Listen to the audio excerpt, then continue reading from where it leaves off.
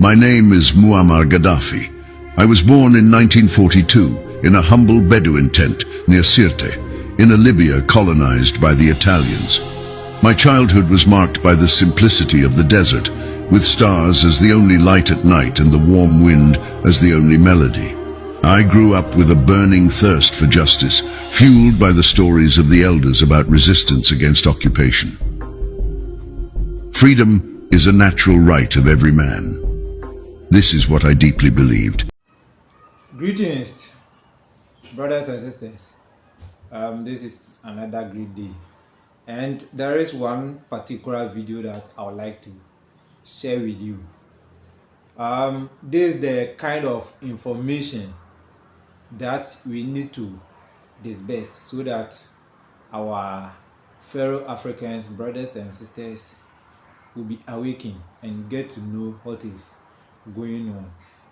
You see, there are some people in this country that they have lived or lead a big legacy that I think day in and day out we need to talk about it and make our upcoming leaders, our next generation coming to also to learn those kind of leadership from them. Here is the case.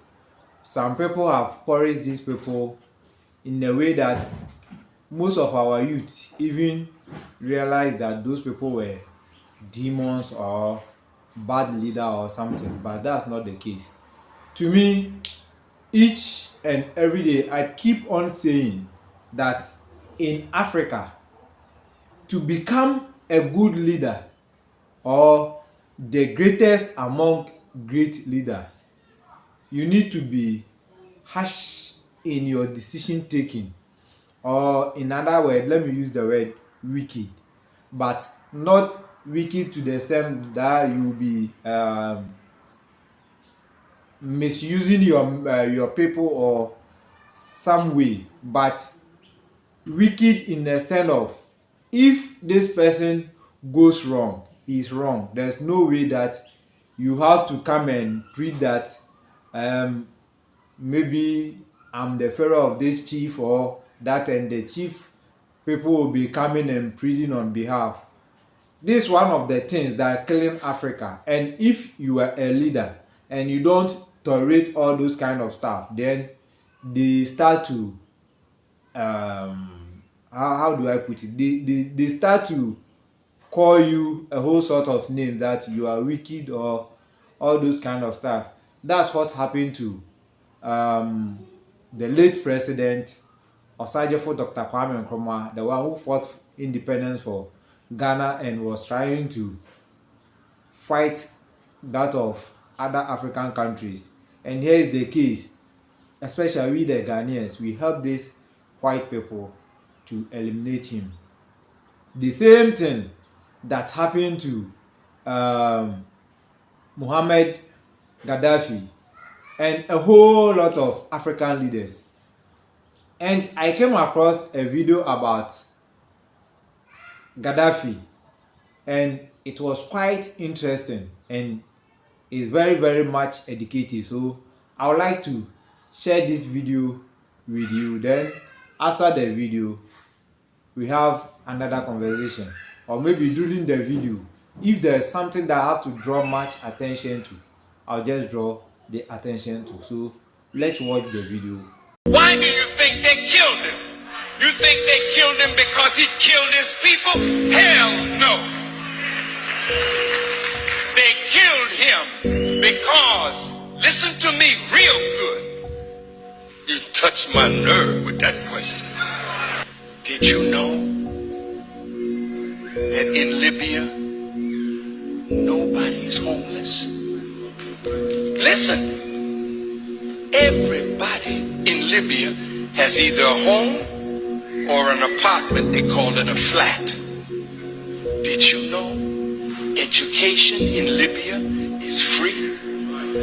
From kindergarten through college? And did you know that if a Libyan wanted to come to America to be educated, the government in Libya paid for their education. Did you know that? I was there when he opened a $500 million hospital with 18 theaters for operation. I was there, and we went when he was making their own medicines. See? Listen. This was a man that gave free medical attention to all the citizens of Libya. And if Libya did not offer that kind of medical attention, they could fly anywhere in the world and get it. And the Libyan government would pay for it. Did you know that? No, you didn't. Did you know that from the oil money, every Libyan citizen got a stipend every year? And did you know that that man had no debt? Everything in his country was paid for. See? Now when you got a man that did that for an African nation and was trying to do that for all Africa, how do you think Europe felt about that?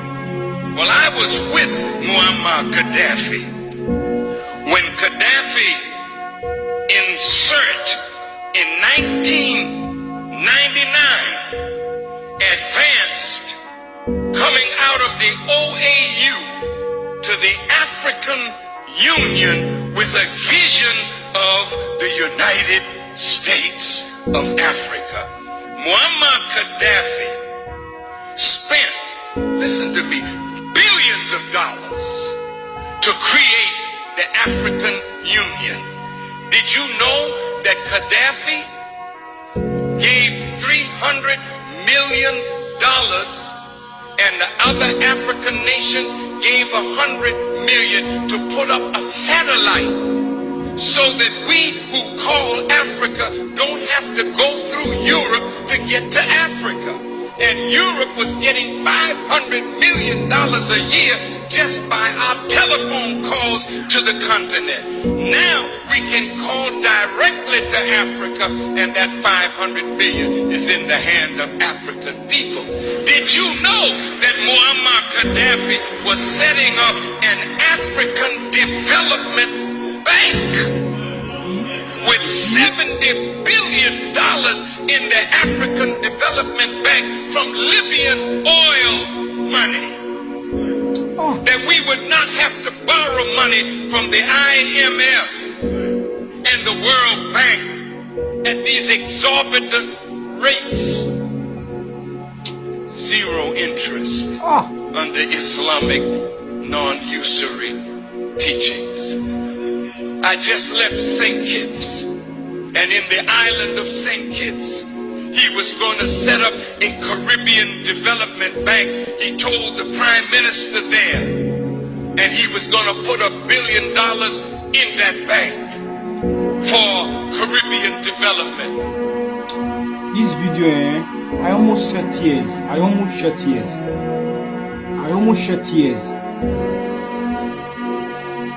know one day we will get not only one Gaddafi, we will get more than 1,000 Gaddafi in Africa. Please share this video, guys. Share this video. Open our people wide. The West, they are our enemy. No die the bitter truth. The West, they are our enemy. Share the video, guys. Yeah, hope you saw the video.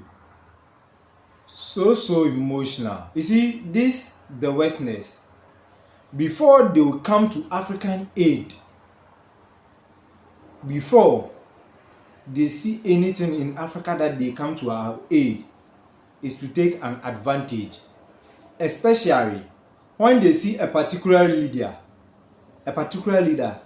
doing something against his own black people, and it doesn't affect their economy and the resource they take from we the Africans, they show no concern. But if they see a particular leader rising against them and his people because of mental slavery, then they will find ways and means to eliminate that leader. That's what they did to Osajefo Dr. Kwame Nkrumah, and they did it to Muhammad Gaddafi. They did it to Thomas Sankara of Burkina Faso. Typical example is what was happening in Burkina, Mali, and Libya. Burkina, Mali, and the other country. I think it escaped me. That's what they did to them, and they've wanted to go and fight them. Meanwhile, the citizens are okay with the coup. So where's their problem? Hadn't be that Russia would have intervened if they try anything. They would have overthrown this young soldier president in Burkina too. This is what they have been doing. So Africans, we need to rise up. This is not the end of the video. I have another interesting video that I'm going to give you. You see, the person did it in an animation way that's Muhammad Gaddafi that was talking, and the message in it.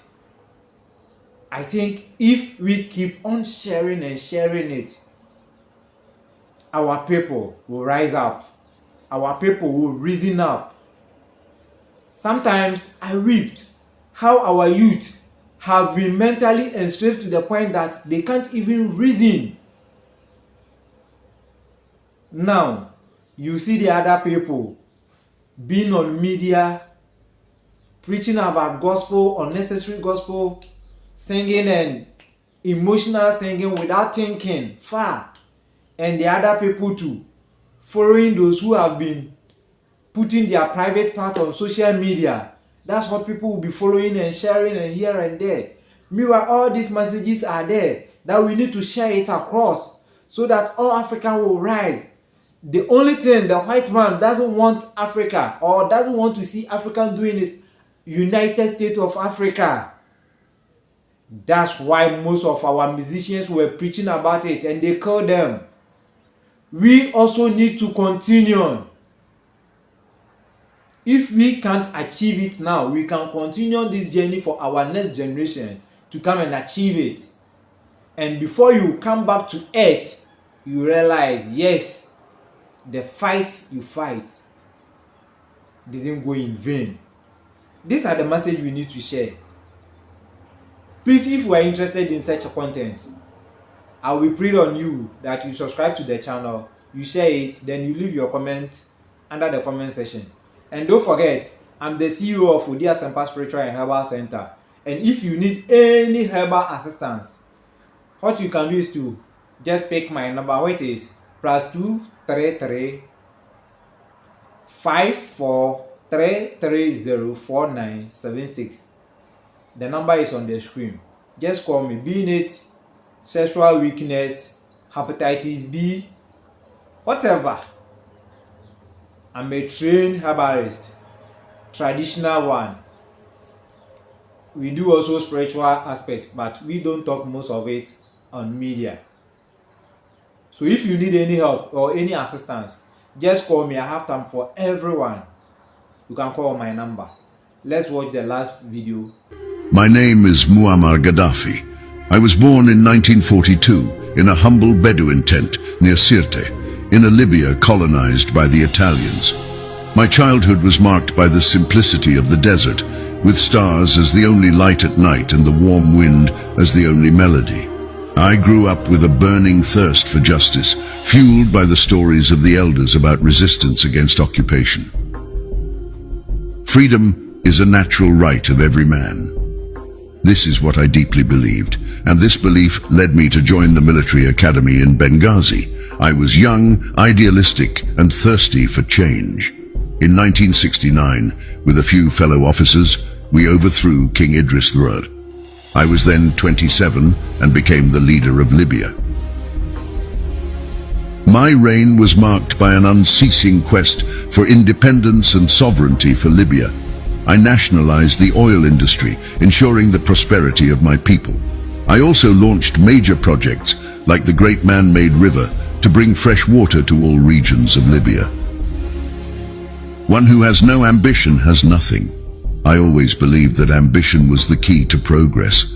and I wanted Libya to be a beacon for Africa and the Arab world. But my reign was not without controversy. I was criticized, ostracized, and even attacked. But I always believed in my vision for Libya. I wrote the Green Book, where I outlined my philosophy on direct democracy and socialism. Democracy is not in the ballot boxes, but in the participation of the people. I always believed that power should belong to the people.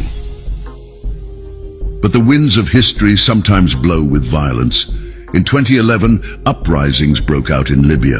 Foreign forces intervened, and I was hunted down.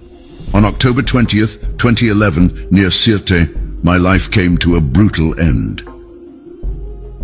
It is with a heavy heart that I look back and realize that some of those who betrayed me did not understand the gravity of their actions. My own people, driven by external forces, did not understand that their betrayal would be a condemnation for themselves to the irreversible. The West manipulated minds, sowing discord and division among my own. Betrayal can never be a viable option. It may seem lucrative in the short term, but it incurs a moral debt that can never be repaid. The price of betrayal is heavy, and it can haunt those guilty of it for the rest of their lives. I sound the alarm to my African brothers and sisters. Do not fall into the trap of betrayal for some fleeting gains. The West only thinks of itself, its own interests. If you betray your own people, if you turn your back on your African brothers and sisters for the sake of the West, you will condemn yourself to remain prisoners of your actions. Unity is the only path to freedom. When we turn against each other, we strengthen the chains of our own oppression. History shows us that division only leads to weakness and vulnerability. True freedom can only be achieved when we stand together as a people, as united Africans. The temporary sacrifices we make for the common good will ultimately free us from the shackles of foreign oppression. Let's not let the divisions sown by others blind us. Today I look from beyond, hoping that my words will serve as a constant reminder. The West may offer tempting promises, but they are often tinged with deception. True strength lies in our unity, in our solidarity as the African people. Do not betray your brothers and sisters. Do not betray Africa. In life, there are times when one must choose between living one's own life fully, entirely, completely, or dragging the dishonorable, hollow, and false existence that the world, in its hypocrisy, imposes on us. I chose to live by my convictions, and I hope my story will inspire others to do the same. Life is fleeting, but ideas are eternal. I hope my legacy will continue to inspire future generations to fight for justice, freedom, and dignity. Yeah, so that's it. But there is one thing that I want to remind you. Maybe we bring that episode. You see, Africa, the threats or what is pulling African back, one is politics, two, religion. Or religion is number one and politics is number two. Me, I keep on saying these two things, they are twins. Politics and religion are twins. And you see, these great leaders, they were having visions, dreams and plans, so they get to know what is pulling African back. Muhammad Gaddafi time, if you don't know, just do research about it. He called those self-acclaimed spiritualists that they said they can perform a whole lot. Like here in Ghana, people are on our media as if we don't have leaders, calling people to bring money for double money and those kind of stuff. Those pastors that was preaching prosperity and others. Then Muhammad Gaddafi will call them, come and perform miracle. If you say you are powerful as you claim, then he will give you a text, and if you fail, then it's your own calamity. You cause your own calamity. Here's the case: people didn't understand him. Osaje for Dr. Kwame Nkrumah did the same, and even the late John Jerry Rawlings also did the same. So if you look at these people, their leadership, those religious body and those kind of stupidity spirituality was not there. But here is the case. You see the kind of leaders that we are having. They talk nothing about all those things. And when you get to this media, this TV station in Ghana, then you hear bring money for double money, and our youth 13, 18, 19 years killing people all in the name of money ritual. Meanwhile, all those things are fake. I rather see you. We will continue with our next episode. Stay and watch my next video.